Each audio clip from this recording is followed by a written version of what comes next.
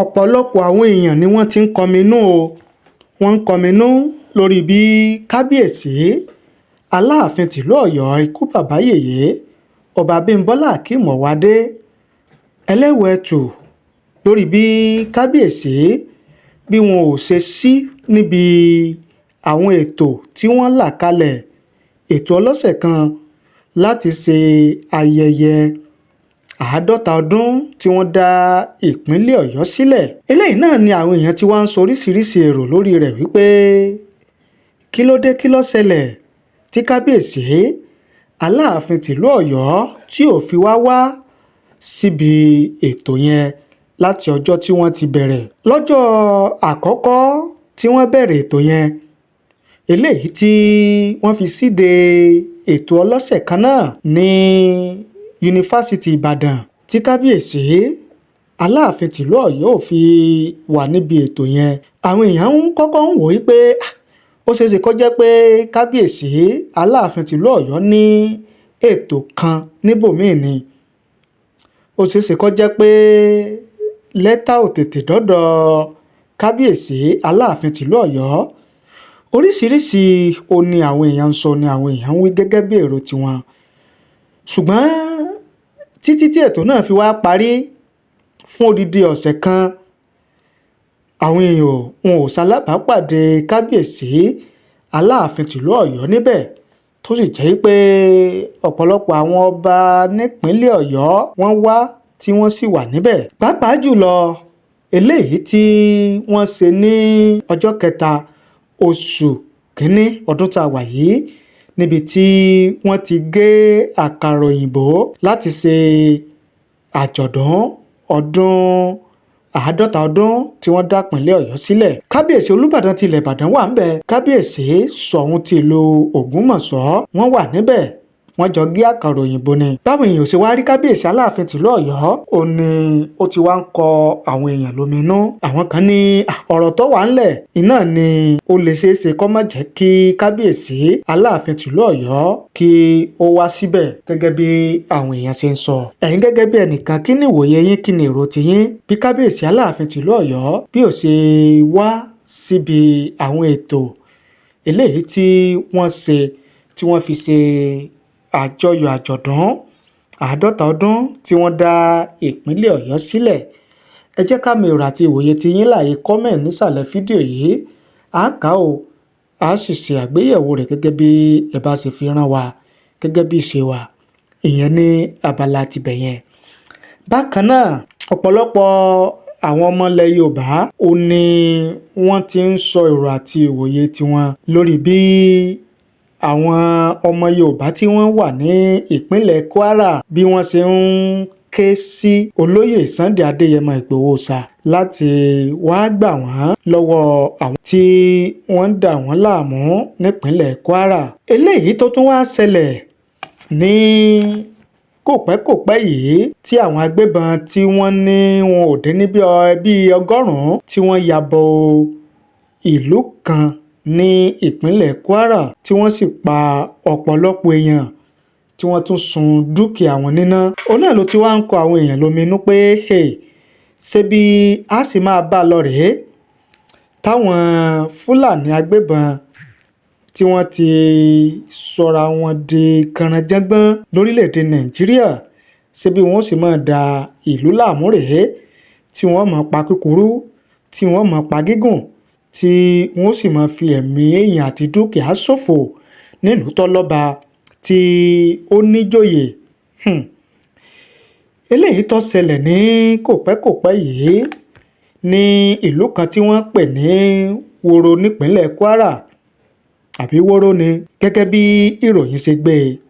Wọ́n ní ọjọ́ burúkú èṣù gbomimu ní ọjọ́ ìṣẹ́gun ọjọ́ 7 oṣù kejì ọdún 2026 ni ló jẹ́ fún àwọn èèyàn ní ìlú woro ní ẹkùn àríwá nípínlẹ̀ kwara, látàrí bí àwọn agbébọn ṣe ya wọ ìlú náà, wọ́n sì ṣekú pa àwọn èèyàn tí wọn ò dín ní 30, tí wọ́n tún dáná sun ọ̀pọ̀lọpọ̀ dúkìá wọn.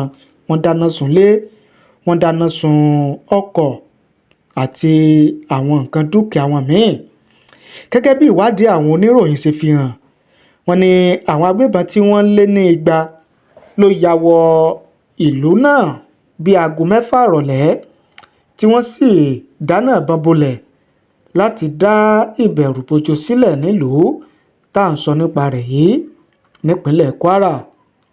Aráàlú kan tí ó bá àwọn oníròyìn sọ̀rọ̀ ó ní àwọn agbébọn náà wọ́n lé ní 200 wọ́n sì pa ọ̀pọ̀ èèyàn sì tún sá àsálà fún ẹ̀mí wọn wọ inú igbó lọ. Àdánù ńlá ni ìṣẹ̀lẹ̀ náà jẹ́ fún àwọn ènìyàn nílùú tí àwọn agbébọn tí wọ́n ṣèkọlù sí tá à ń sọ nípa rẹ̀ yìí, nítorí òkú tí wọ́n ti rí wọ́n ní ó ti lé ní 22, wọ́n sì tún ti jó ọ̀pọ̀lọpọ̀ ilé tó fi mọ́ ilé ọba. Gẹ́gẹ́ bí wọ́n ti ṣàlàyé, wọ́n ní Ìlúwọ́rọ̀ àti Núkù wà ní ẹ̀gbẹ́ ara wọn tí èyí sì mú kó rọrùn fáwọn agbébọn náà láti ṣe ìkọlù sí ìlú méjèèjì lẹ́ẹ̀kan ṣoṣo. Wọ́n pa àwọn èèyàn bíi ẹran. Wọn ò tún pa àwọn èèyàn lásán, ṣe ni wọ́n so wọ́n lọ́wọ́ tí wọ́n so wọ́n lẹ́sẹ̀ kí wọ́n tó máa yìnbọn fún wọn. Eléyìí lágbára o. Lẹ́yìn èyí ni wọ́n tún ṣọná sí àwọn ilégbèé àti ilé ọba wọn tí wọ́n jó níná. Ó ní ohun ìyàlẹ́nu ní pípa àwọn èèyàn lọ́pọ̀ yanturu yìí jẹ́, nítorí ohun tí àwọn agbébọn náà máa ń ṣe sẹ́yìn ni láti jí àwọn èèyàn gbé láti fi gbowó, ṣùgbọ́n pípa ni wọ́n ń pa àwọn èèyàn níbi ìkọlù eléyìí tí wọ́n ṣe gbẹ̀yìn. Kí wá ní iléeṣẹ́ ọlọ́pàá sọ? Iléeṣẹ́ ọlọ́pàá nípínlẹ̀ Kwara wọ́n ní lóòótọ́ ni ìkọlù náà wáyé tí ó sì bàyàn nú jẹ́ torí pé ẹ̀mí èèyàn ṣòfò níbi ìṣẹ̀lẹ̀ náà.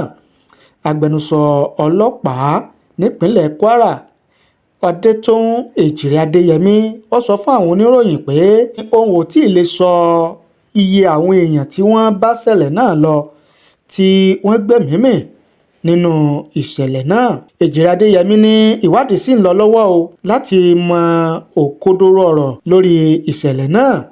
Àwọn sì ń gbìyànjú láti jẹ́ pé kí ọwọ́ tẹ àwọn ẹni bíi àwọn agbésùnmọ̀mí tí wọ́n ṣe ìkọlù náà. Gómìnà ìpínlẹ̀ Kwara Abdulrahman Abdulrasaq Kwara náà ti sọ̀rọ̀. Ó sọ̀rọ̀ ó bẹnu àtẹ́ lu ìṣẹ̀lẹ̀ yìí gẹ́gẹ́ bí ó ṣe ṣàlàyé pé ó jẹ́ ohun ìbànújẹ́ tí ó sì dunni jọjọ. Nínú àtẹ̀jáde tí Rafiu Àjàkáyé tó jẹ́ agbẹnusọ fún gómìnà tí ó fi léde, eléyìí lágbára o. Kọ́bẹ̀dùmarè kó jọ̀ọ́ kí ó bá ní dáwọ́ bí dúró, kó bá ní dá àlàáfíà ìfàyàbalẹ̀ padà sórílẹ̀-èdè Nàìjíríà, kí ó gbà wá lọ́wọ́ àwọn ẹni bí àwọn agbésùnmọ̀mí yìí. Eléyìí náà la rí, eléyìí náà la gbọ́, la ní ká mú wá fún wa gẹ́gẹ́ bí ìṣe wa. Kí ni èrò tiyín? Kí ni ìwòye tiyín? Torí pé ọ̀pọ̀lọpọ̀ àwọn èèyàn ni wọ́n ti wá ń sọ èrò àti òye tiwọn nípa bí àwọn ọmọ Yorùbá tí wọ́n wà nípínlẹ̀ Kwara bí wọ́n ṣe ń rawọ́ ẹ̀bẹ̀ sí olóyè Sunday Igboho láti dá sọ̀rọ̀ wọn, láti gbà wọ́n, láti jẹ́ pé kí ó wá bá wọn kojú àwọn agbésùnmọ̀mí, àwọn Fúlàní ọ̀daràn tí wọ́n ń da ìlú láàmú nípínlẹ̀ Kwara. Gẹ́gẹ́ bí àwọn èèyàn ṣe wá sọ bí ìwòye àti èrò titi wọn, Ọlálékan Adébóyè wọ́n ní tèmi o, ṣé wọ́n mọ ohun tí ojú wọn rí ní Benin Republic nítorí Buhari? Gbogbo ohun tí wọn yóò bá ṣe tí kò bá ti lọ́wọ́ ìjọba àpapọ̀ nínú, kí wọ́n má ṣe o. Adéyẹyè Ọlábísí, kó má lọ sí ìlú tó jìnnà sí iná tó súnmọ́ Kúránì lásìkò yìí o. Ẹ bá ní kìlọ̀ fún olóyè Sunday Igboho. Kẹ́hìndé Adéyẹmí àwọn ní Yorùbá ni yóò pé olè kó wá jà, àwọn ni wọ́n ó tún pe olóko kó wá mú broda Sunday Igboho ẹ jọ̀ọ́ o mo mọ̀ pé ọmọ Yorùbá náà ni ẹ̀yin náà ẹ sì mọ ìwà Yorùbá dáadáa ẹ má lọ síbì kankan lásìkò yìí ẹ̀sìn mi lọ́wọ́ tẹ wà yìí o. Kọ́láwọlé Àdìgún àwọn ní kí olóyè Sunday Igboho kí wọ́n kìlọ̀ fúnra wọn kí wọ́n má jẹ́ kí àwọn ènìyàn pàrọwà burúkú fún wọn o. David Alabi àwọn ní Ìlọrin máa gbàbọ̀dè fún Sunday Igboho tó bá lọ àti ilẹ̀ Yorùbá lápapọ̀ nítorí náà kó má ṣe lọ síbì kankan rárá. Ọ̀pákúnlé Ọlárewájú àwọn ní olóyè Sunday Igboho should advise himself kò kì í ṣe ọmọ kékeré náà. Gẹ́gẹ́ bí èrò àti ìwòye àwọn èèyàn òun náà lẹ ti gbọ́ tá a mú wá fún yín yẹn. Kí ni ìwòye tiyín kí lèrò tiyín bí àwọn ọmọ Yorùbá kọ̀ọ̀kan nípínlẹ̀ Kwara bí wọ́n ṣe ń rawọ́ ẹ̀bẹ̀ sí olóyè Sunday Igboho wípé kó wá gbà wọ́n lọ́wọ́ àwọn Fúlàní darandaran tí wọ́n ń da àwọn láàmú tí wọ́n ti sọra wọn di agbésùnmọ̀mí tí wọn ò jẹ́ káwọn gbádùn. Ẹ jẹ́ ká mọ èrò àti ìwòye tiyín láàyè kọ́mẹ̀ nísàlẹ̀ fídíò yìí á kà á o á sì ṣe àgbéyẹ̀wò rẹ̀ gẹ́gẹ́ bí ìṣe wa. Ẹ ṣé o àdúpẹ́ àmọ̀rírì yín ẹ bá ní pín ẹ bá ní share rẹ̀ kó lè káàkiri àgbáláyé. Mo kí gbogbo ojú tí wò mí ti ń gbọ́ mi jákèjádò orígun mẹ́rẹ̀ẹ̀rin àgbáyé. Orúkọ mi ni Ambassador Àkànfẹ́ Ìwò tí mo jẹ́ agbẹnusọ fún iléeṣẹ́ X2 Ultimate Herbal International Limited.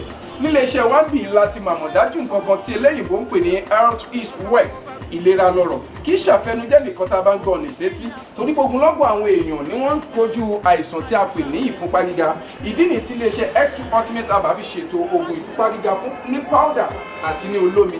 Kò tán síbẹ̀, oògùn ìtọ̀ ṣúgà ó wà ní iléeṣẹ́ X2 Ultimate Herbal International Limited ní powder àti ní olómi. Òun náà lẹ̀ ń wò yìí. Oògùn ọ̀pẹ́ ẹ̀yìn wà tí a ti ṣe lọ́jọ̀ fún ẹni tó bá ń kojú ọ̀pẹ́ ẹ̀yìn torí gẹ́gẹ́ bí ìṣòro iléeṣẹ́ wa níbí ní oògùn ẹ̀ tó lè bá wọn tán rẹ̀ lójú ọgbọ́n. Bákan náà ogunlọ́gọ̀ àwọn èèyàn ni wọ́n jẹ́ oníbìísí tí wọ́n ti rora wọn pín wípé Ọlọ́run ò lè ṣe ṣùgbọ́n tó jẹ́ pé àìsàn kan sómìíràn ní nǹkan di ọmọ bíbí wọn. Ó wà ní iléeṣẹ́ X2 Herbal International Limited fún ìwòsàn fún àwọn oníbìísí. Kò tán síbẹ̀ o a ní ọ̀pọ̀lọpọ̀ oògùn tí a ṣe létò fún ẹni tó bá jẹ́ ẹni tó bá ní ikùn gbẹ̀ndù tó jẹ́ pé ọ̀rá ti pọ̀ jù lára ẹ̀ ó máa bá wa burn fat àpè ní X2 burn fat fún obìnrin àti fún ọkùnrin. Bákan náà ní iléeṣẹ́ X2 Ultimate Herbal International Limited a ní egbòogi èyí tá a ṣe ní powder fún ẹni tó bá ń kojú àìsàn stroke. Ó wà ní iléeṣẹ́ X2 Ultimate tẹ́ ẹ bá lé èèyàn tó ní lẹ́gbẹ̀ẹ́ ẹ dán wò ìjọba lù ú lóǹtẹ̀ fún lílò torí pé ojú dání.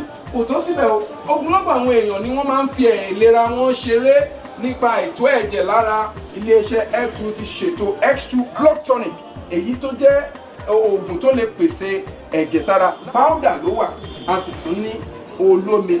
Káàkiri ni wọ́n ti mọ̀ wá nílẹ̀ yìí jákèjádò àgbáyé. Kò sí onírúurú àìsàn tàbí àrùn tẹ́ lè máa kojú tí a ní oògùn rẹ̀ egbòogi ẹ̀dá ti ṣe lẹ́jọ̀. Gbọ́ mi ìjáwọ́ tẹ̀ ń làkàkà nípa ọgbẹ́ inú.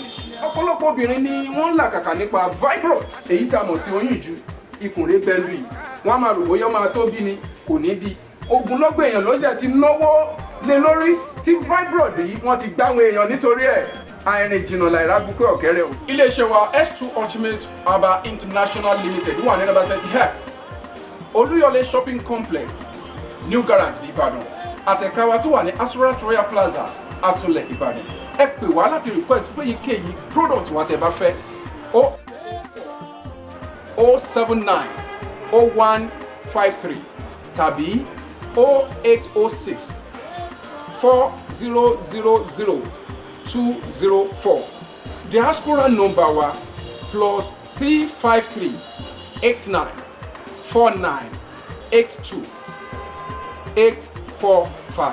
X2 Ultimate Herbal International Limited. Health is wealth with care. God is.